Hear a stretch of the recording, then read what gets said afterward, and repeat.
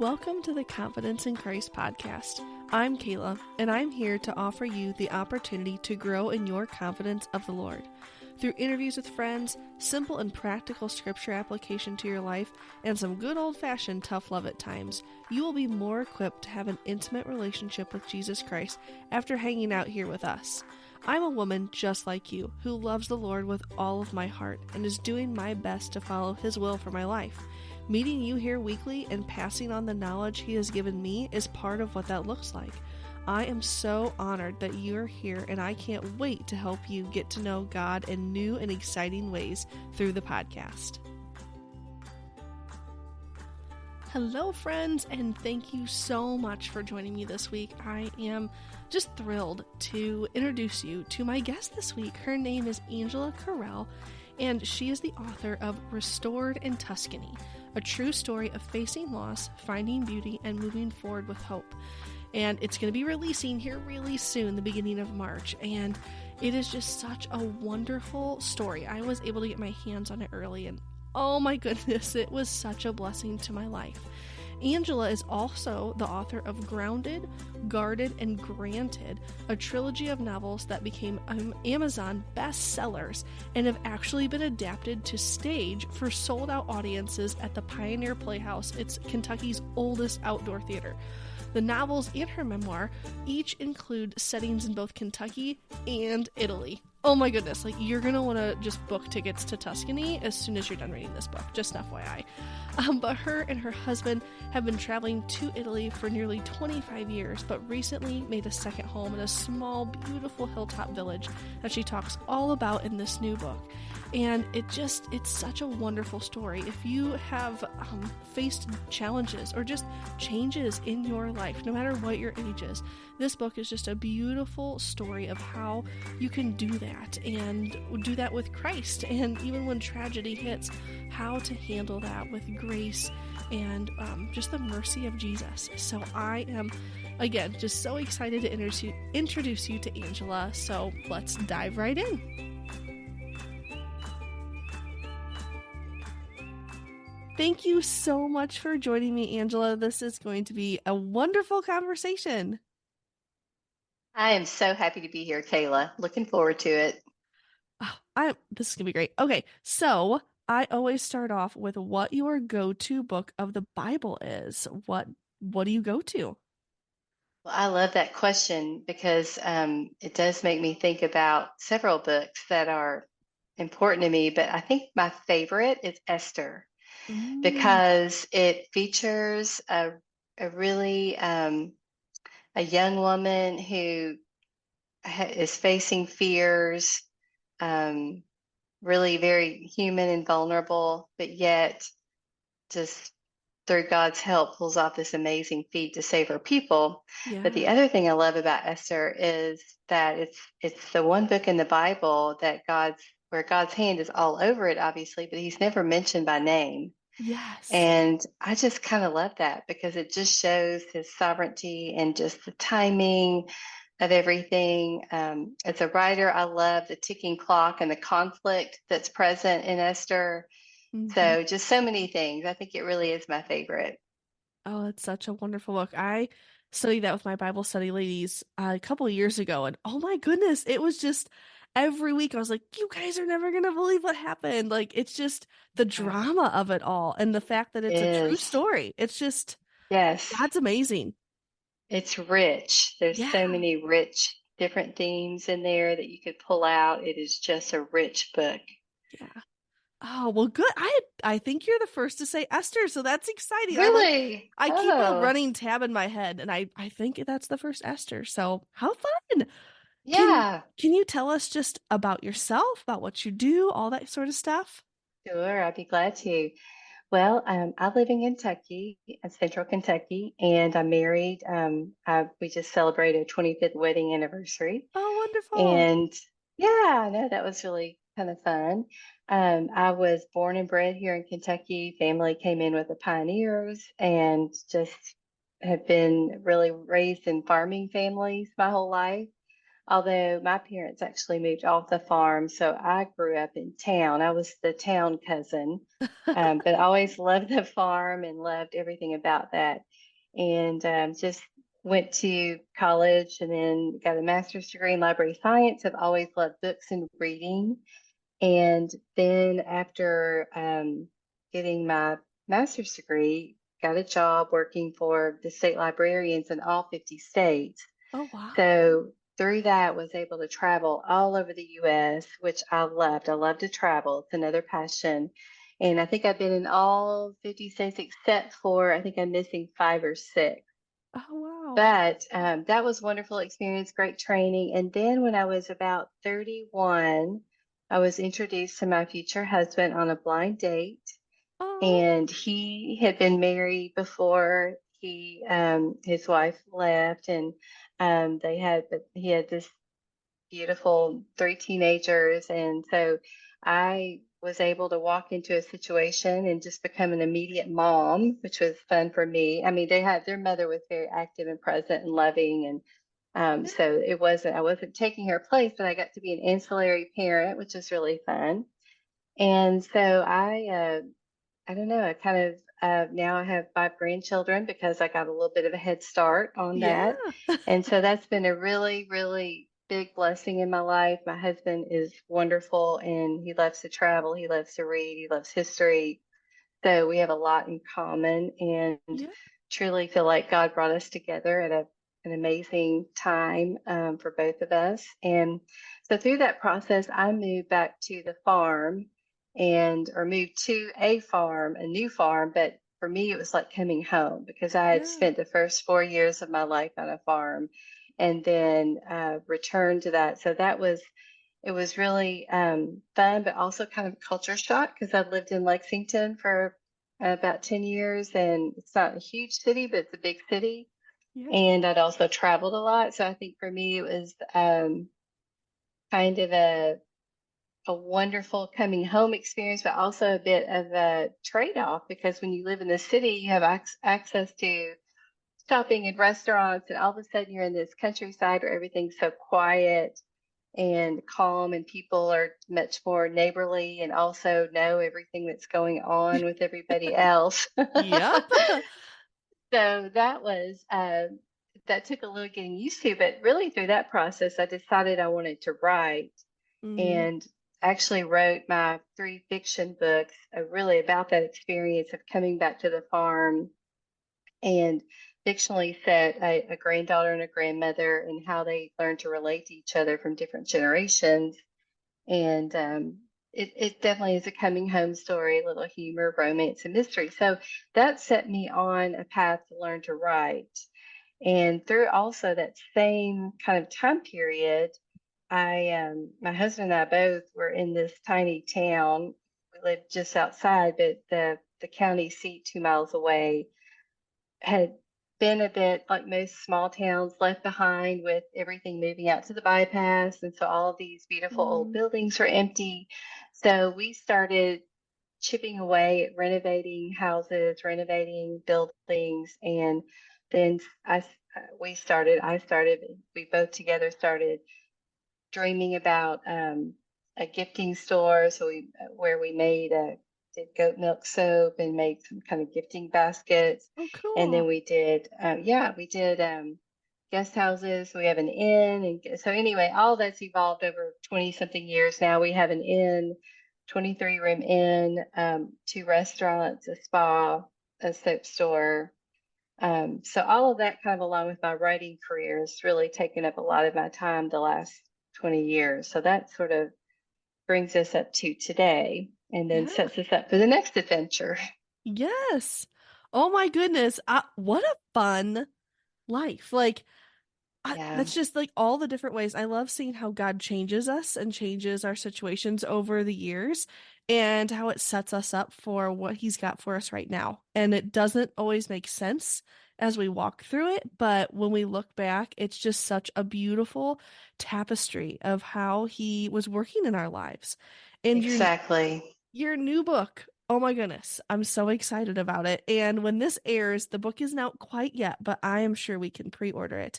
But it's called Restored in Tuscany. And it kind of Yes. puts together everything that you have done between writing and travel and renovating and all these different things.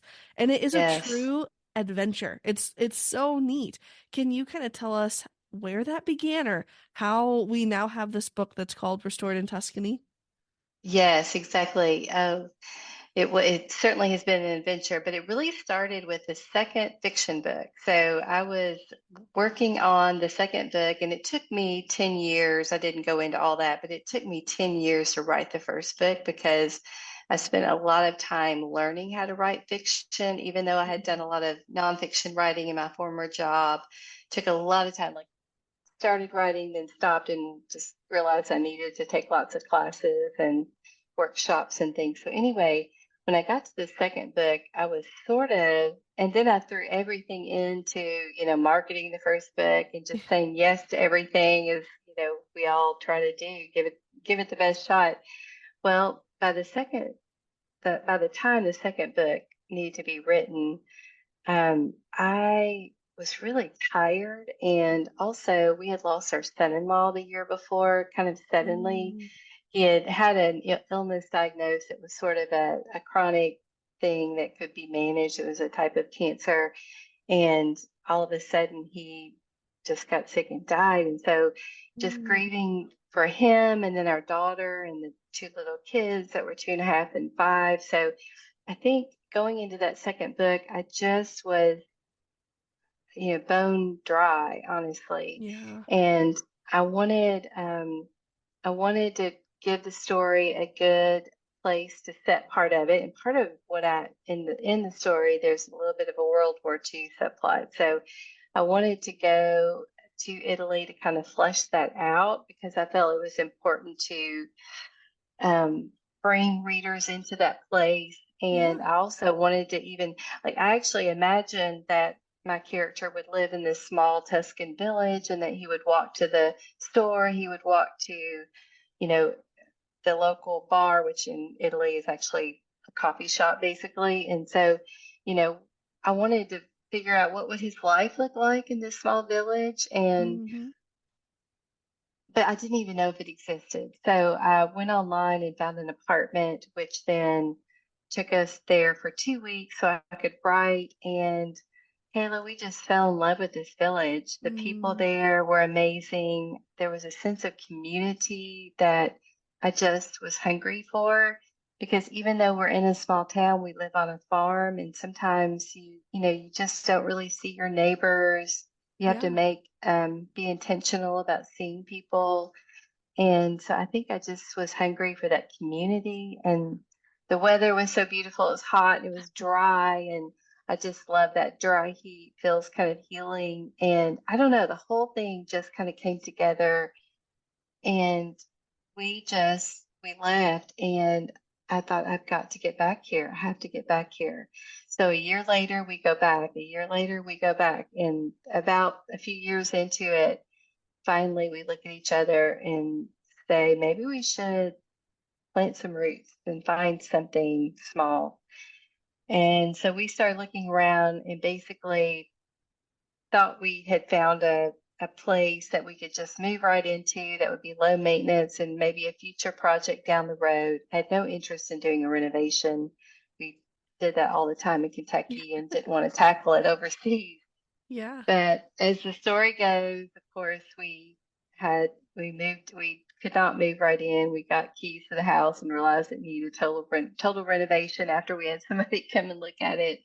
So that started, and I knew when all that was happening, I thought, I have got to write this down. It's going to be just memorable. So I started taking notes even as we went through the process, started saving emails, every little funny thing that would happen or strange thing. I knew all of that wouldn't go into the book, but I felt like it would be good for writing at some point.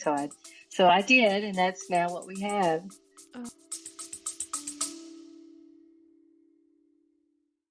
The heart behind the iMom podcast is storytelling, because every mom has a story to tell. I know that when I talk to my friends who are parenting and we share stories, we all end up feeling less alone and more capable of loving our kids well. You can find information everywhere on the internet. Some is bad parenting advice, and some is pretty wise. We like to think there's a lot of wisdom on imom.com, and when you combine that signature wisdom with a great story, it brings parenting to life. We want a mom who's listening to see herself and her kids in these stories and rest in the confidence that she is the perfect mom for her kids. Check out the iMom podcast with new episodes every Monday. Oh my goodness. And it's such a fun adventure. Not fun in the process always. Yeah. But when Yes. we stop and we look at our life, we don't realize the stories that are actually being written. And when you stop and you Yes. take notes, it's amazing. Like, I journal. I don't necessarily take notes, but when I look back on my journals, it's amazing to look back and be like, wow, look what God did. Look how far he's brought us. Yes. And when we're Yes. facing those challenges, that's hard to do. So when It you is. were in those different challenges, the loss of your son-in-law, and then finding out that the Mm-hmm. house actually needed way more renovation than you thought, Mm-hmm. how do you Mm. handle those without like falling into fear, but really trusting God with those moments? That's a great question. And I do remember the night that we found out. I mean, it was a little bit of an onion, and we had peeled off a layer and then another layer. Mm, And I do remember lying awake one night in Italy while we were there thinking, what in the world have we gotten ourselves into? How mhm, is this going to work? How? And, it's one thing when you kind of know you're going to do something and you clear your schedule and you go, okay, for this next year, we're going to be doing this big building project or whatever. None of that had happened. And so we were just going to be piling this onto our lives. yeah. So I think, and then not to mention the expense and all of that was Oh, unplanned I'm for, sure. but yeah, it was a little bit crazy. But, you know, I, I think I've been a Christian for a long time. And the thing I have learned is I I can have the fear. I mean, I think it's normal. Fear can be healthy, and so there's some fear that is actually good, keeps us out of danger at times. Mhm, But so I think to say we can't feel that or we can't have that emotion is not realistic. But I like to, like you were talking about journaling and making those notes. I do like to go back and I look at my life and I just see how God has always brought me through. There's always a solution. mhm, There is always a solution. And you may think you're just in a corner with no options, but there is always a solution. And God will provide that, but in His timing, not mm, ours. yeah. And what I think sometimes what you may think you didn't want to do. I mean, I frankly the reason I brought up Jess having been married before was that was not what I was looking for at 30 years old. I wasn't looking for someone who already had been married, 10 Mm, years older than me that had already had a huge life, Um, I wasn't looking for that, but yet God, so sweetly knows what we need. And yeah. so I think that is the thing to always remember. It may look different than you thought it would, Mhm, but it is it is wonderful when you can just submit to that and rest in it and don't climb the mountain at one time. The Italians have a saying that I learned early on. They kept saying piano piano, which means little bit by little bit or slowly by slowly. mm, And I think that that piano is just something I always think about, even spiritually, because yeah. you can get overwhelmed at some big mountain you need to climb, but you don't have to climb a mountain in a day. You just take one or two steps. Mm. And so if we just think of things like that and just know that God is with us and we're just going to take these steps forward and let Him redirect if He needs to, then I think there's a lot more peace in that. Oh my goodness. Oh, I love learning like other oh, how do I want to say it? Like other like little sayings like that. Like that's just so Yes. fun, like little by little. And what a great like bit of encouragement that because we're all Mm, facing something, whether it's something we're absolutely. excited about or something that we are just not a fan of.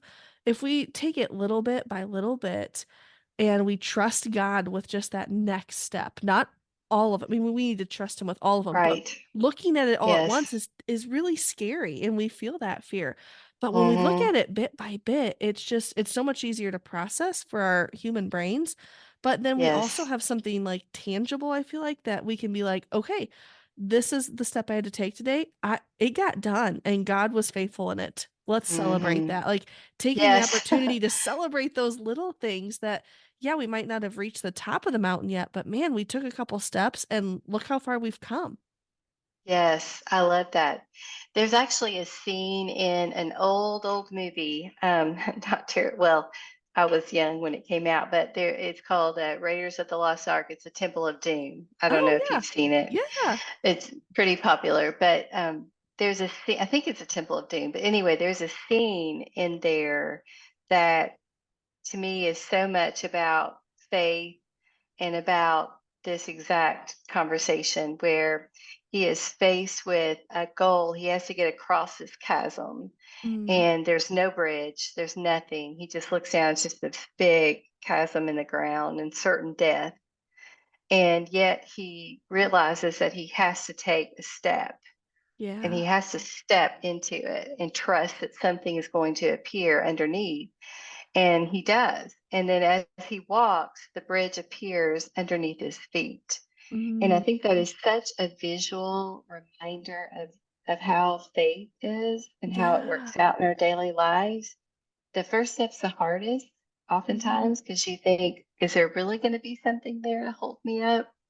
yeah. But do you find that it is? And so then it's easier to take the next step. Oh my goodness. I had forgot about that. That is such a great visual. Like that's spot on. Oh my goodness. Thank you.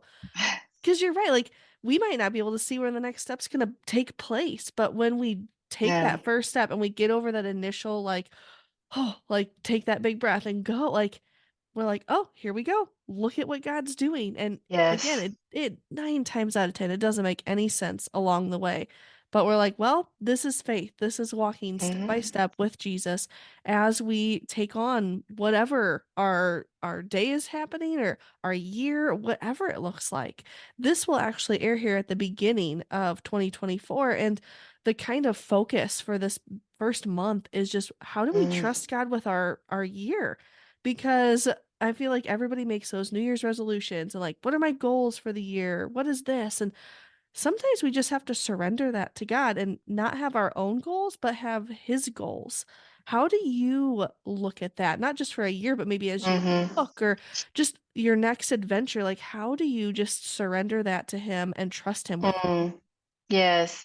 No, I think that is another great question, but yeah, I think it's good to do some planning and to do Yeah. some being intent.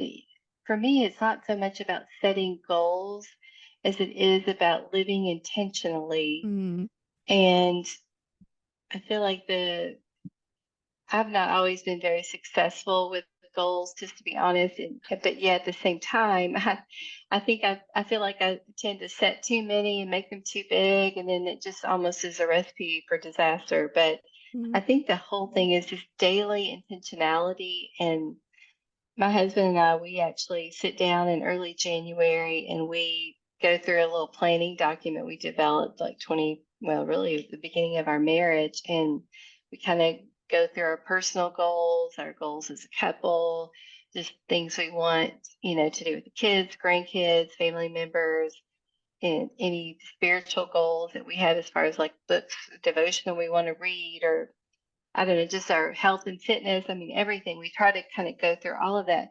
Yeah, and we'll get to the end of the year and we miss a lot of stuff, but I feel like we would have missed a lot more had we not sort of mm, set some of that out there. But then we always start it with prayer and we always just say to the Lord, this is, first of all, speak into this, but we invite you to redirect at any moment mm, because we don't know. You don't know what the future holds. So you just do your Yeah. best, I think, to try to be faithful to God's calling and faithful to what you feel like He's placed on your heart. But at the end of the day, it really is just a day by day thing. Mm.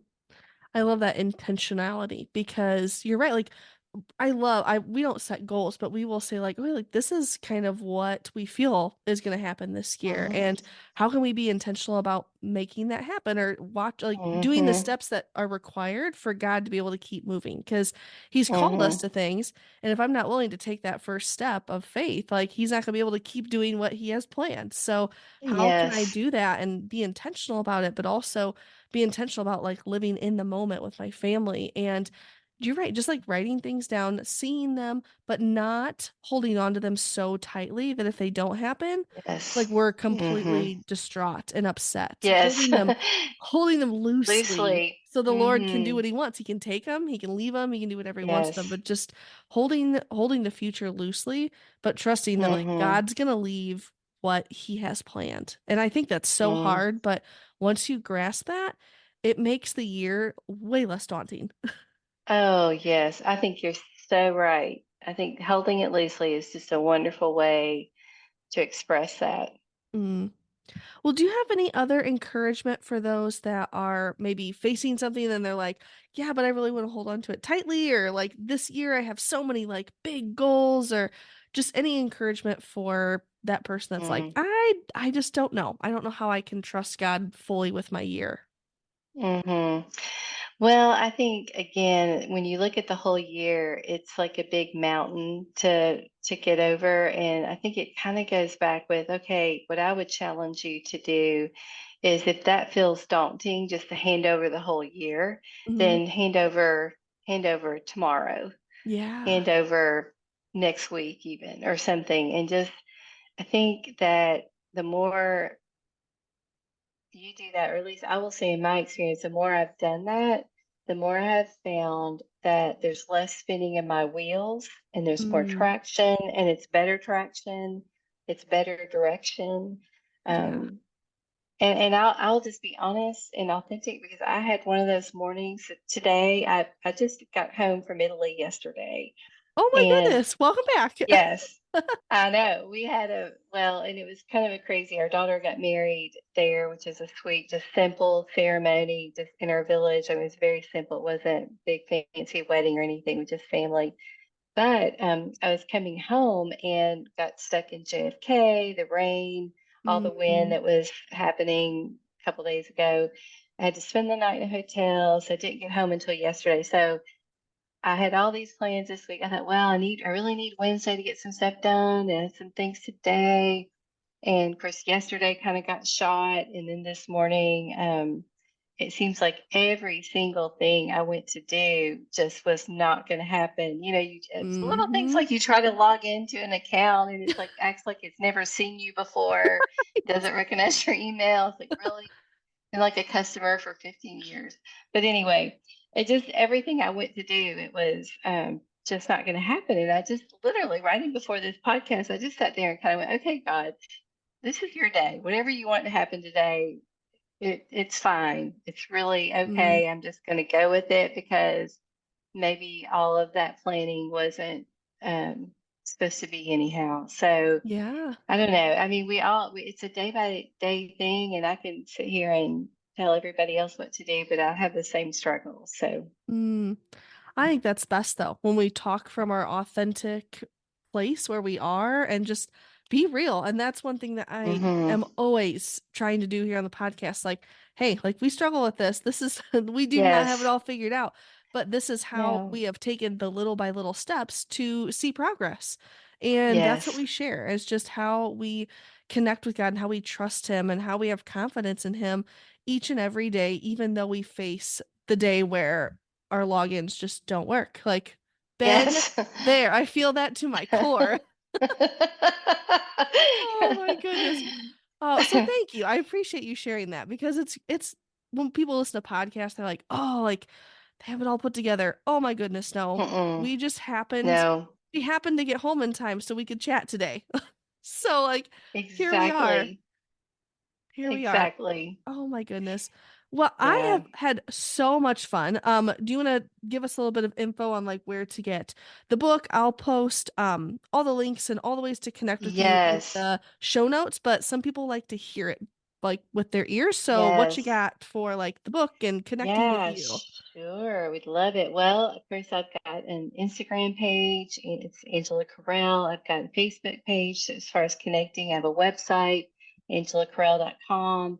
Would love to chat. If you send an email to my info at angelacorrell.com, I will respond.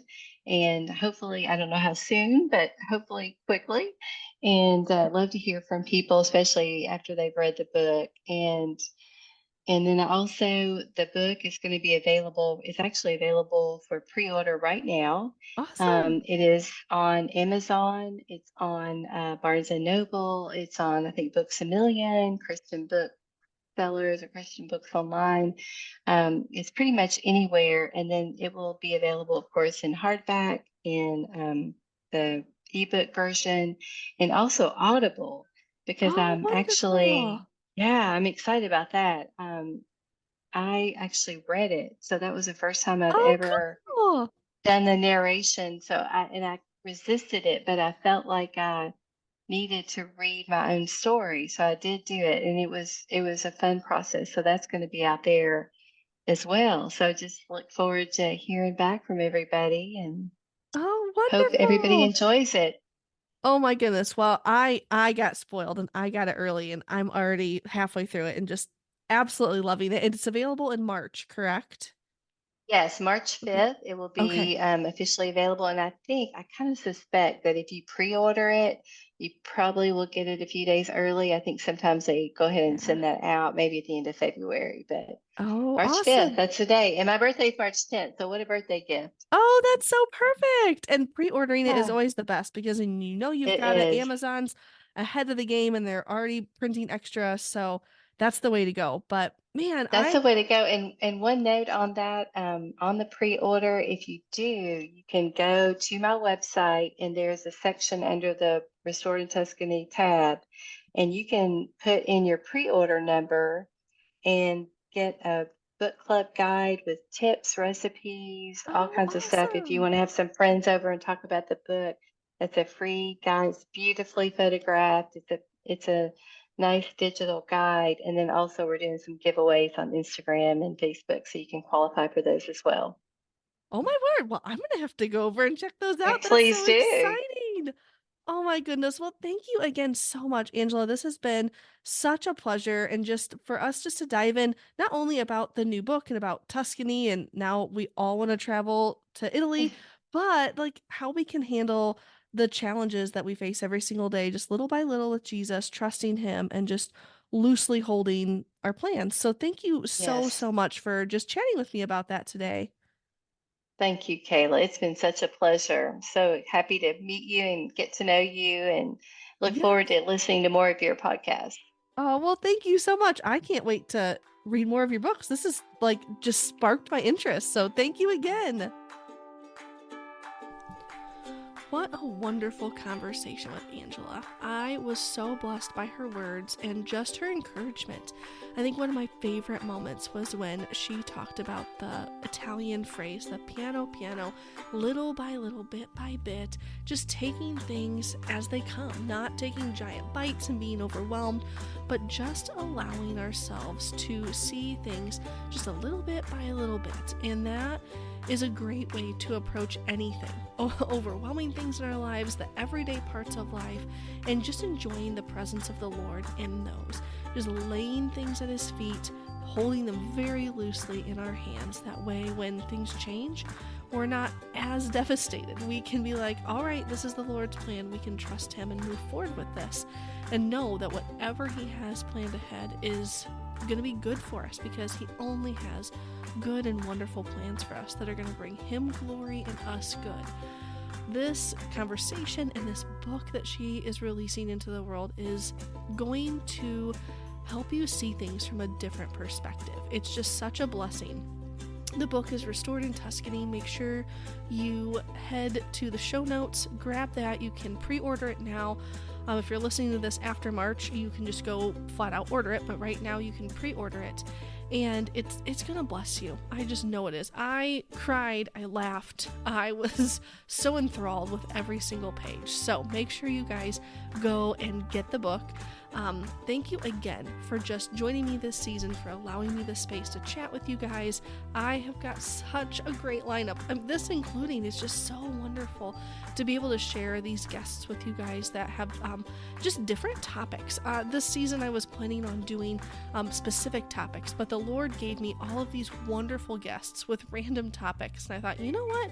God's going to play with this, and he's going to use this to speak to individuals in so many different ways. So I just pray that this season continues to bless you. Let me know in the comments, email me and let me know what you think. But I just pray that you have a very blessed week, friends. Want to hear more personal and applicable ways to have more confidence in Christ? Check out the daily CCKs, 2 to 3 minutes to start your day off with confidence-filled scripture. Until next time, authentically share your confidence in Christ with others.